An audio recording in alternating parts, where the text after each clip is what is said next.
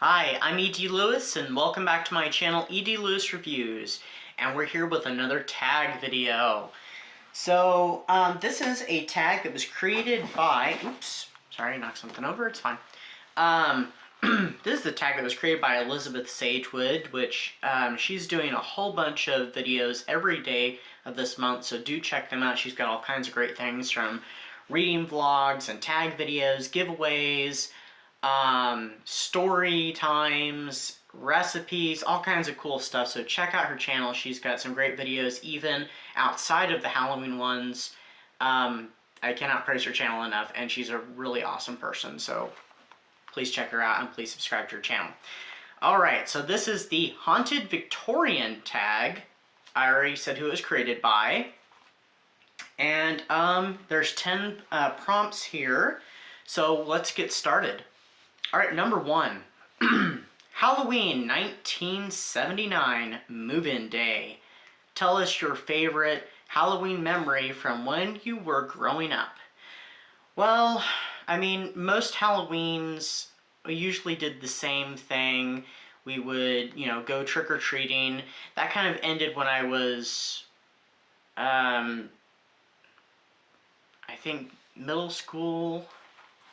And then I did end up trick-or-treating again some years back when my partner and I shared our first Halloween together, and that was a really great experience going out, and we trick-or-treated, around where we lived at the time, and we even stopped at the trunk-or-treat by the nearby church, and that was a lot of fun. So I guess my favorite memory would be, it's kind of a conglomeration. So when I was a kid, we used to go trick-or-treating in this area out past the hospital where there was a lot of, it was kind of a more wealthy neighborhood, and they had all kinds of cool Halloween decorations and all these really nice houses, and they gave great candy and great treats away. It was really spectacular, and some of them, they'd go all out with their decorations, wearing costumes. You'd go up to this one house, and it was all done up in a black light, and he was like dressed as like Dracula or some sort of vampire, and had this big staff with the glowing orb at the top, and it was just really cool. So I'd say I can pick out any one detail from any particular year, so it all kind of meshes together because we used to go there every year. So that, I guess, is my memory, and it's a good one, I think. Number 2, built in 1902.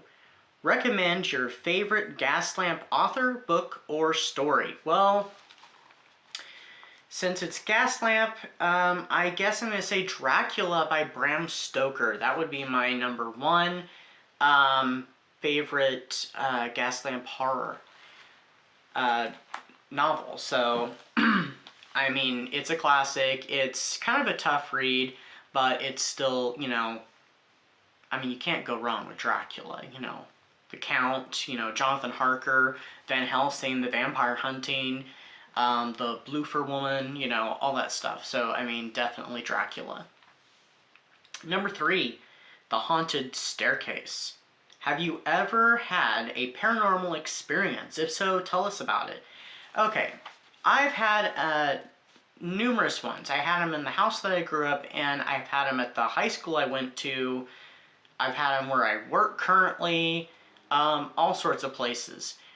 And none of them were major ones. They're just minor little ones. But here, I'll just tell this one. Some of them were shared. Some of them were just completely independent, just myself. So one time I was at work a couple of years ago. I was heading out. It was before the store was open. And I saw where we had this one particular department. I was bringing out some stuff that needed to go out, and I saw what looked like kind of like a fellow employee in a way. There was no distinctive features, but I knew it was male and was wearing a red shirt. And we would wear red shirts on a particular day. I don't think this was one of those days. The funny thing was, besides the red shirt, I could see right through the person, and then they just kind of faded into nothing. That is probably the most material I think I've seen in a long, long time, and it was at work. And actually, where I work, used to be a cemetery. The cemetery is actually across the street now, but back like before 1969, the cemetery was actually on that property, and there's many places around that are actually haunted, and people have had strange experiences. So, number 4, Sleepwalker. Recommend a book or movie featuring a creepy kid or a creepy doll. Okay, I don't think I can do book necessarily because I haven't really read many books with creepy dolls or creepy children, except for, well, maybe at least, well, no, okay, I will recommend a book actually. Here, I'll recommend a book and a movie. I'll make this easy. So the book is My Friend Nick by Joseph Hood. I know, I'm talking about this a lot, but, you know, people, please check out Joseph Hood's books. This one features a creepy kid by the name of Nick, and I'm not going to say any more about that because it's a huge part of the plot. So, and a movie featuring a creepy kid or doll. I'm trying to think my answers because I don't really want to overlap answers, but I may have to. Here, The Omen features a creepy kid. There we go, and it's kind of a twisty movie. I haven't read the book yet, but I do have the book on Kindle, so, and it's a paperback from hell actually. So I'm going with The Omen for the movie choice. Number 5, The Angry Ghost. Recommend a book or movie featuring a demonic or vengeful character. Well, I feel like I could have done some double answers here, but I'm actually going to recommend a book, and this is The Exorcist by William Peter Blatty. It features, this kind of actually would work for both this question and the prompt, or this prompt, you know. The Exorcist by William Peter Blatty. It features a little girl named Reagan who is possessed by a demon. So, I mean, there we go. And surely everybody is, you know, familiar with The Exorcist, and if you're not, do check it out. And if, of course, you're familiar with it and you've seen it, watch it again, read it again. It's the perfect season for it, so. And I heard that they're actually working on, like, a reboot/sequel to the original film, so there we go. Number 6, The Woman in Black. Tell us a well-known ghost story or urban legend from your area. Okay, so this one concerns the school that I went to, the university, which I actually live next to, right, currently. There's the music building. I'm not going to say the name of it because I like to keep my location, you know, pretty much under wraps and stuff because I'm a very private person.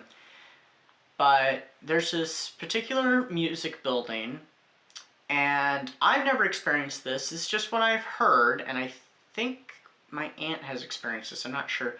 But you can hear piano music playing in the night when the building is all locked up when nobody's there. And this has been heard throughout, I guess, all the years, and nobody knows the explanation why. It's just, you know, known or decided that it is haunted. That's what I've always heard. I've never experienced it myself. I've never walked past the building at night because I never needed to, but, you know, maybe I should go for a walk some evening and walk past the building and see if I hear any, you know, music playing. So. 7, The Well. Recommend a book or movie with a tragic plot.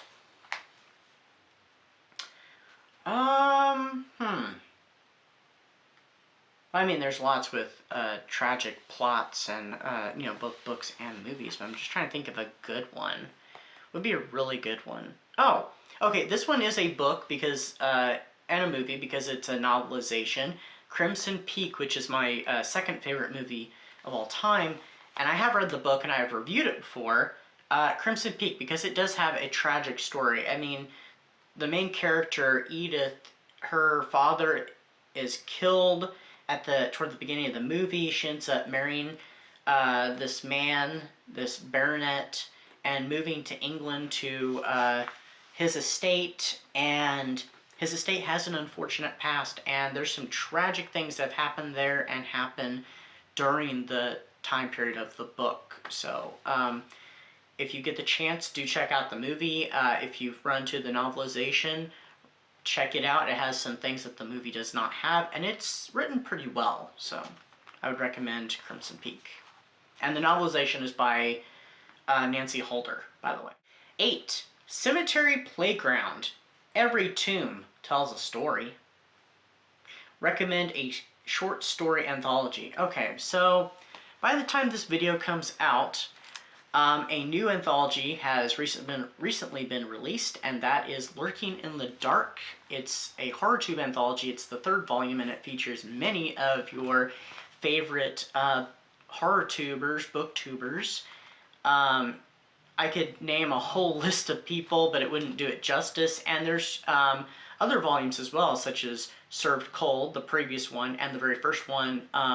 Local Haunts. I have it right over here, actually. Local Haunts as well. So, I mean, any of those would be great ones. I actually have not read Served Cold yet, and I haven't gotten a chance, of course, to read Lurking in the Dark. I have flipped through the preview that we, all of us who are in it, have looked through for kind of a final proofread to make sure, you know, all the stuff is, you know, the way we'd like it for our individual stories and our bios, and it looks fantastic. So do check it out. It is available now. Number 9, Haunted Sleepover. What were your sleepover must-haves? Okay, well, I never had a sleepover. Not really. So,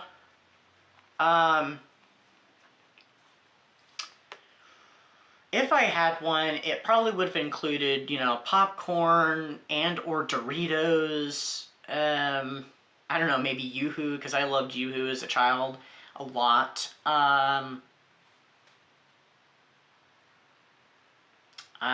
Probably almost any kind of soda, not Pepsi though.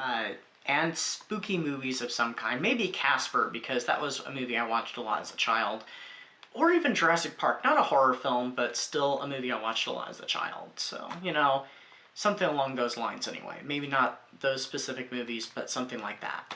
So, and number 10 is tag others to take part.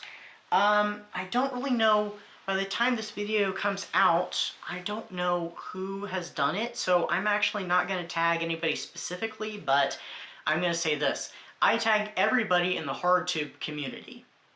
So I'm not going to say any names, but if you're in the HorrorTube community, I tag you. And even if you're not, if you're just in the regular BookTube and you're taking part in any kind of Halloween stuff, I tag you as well. So everybody who's in BookTube and HorrorTube. Well, I have more spooky videos coming up throughout this month, so stay tuned for those, and make sure to check out the other HorrorTubers and BookTubers who are doing Halloween stuff too, because, I mean, this is our favorite month, our favorite season, and it's a lot of fun.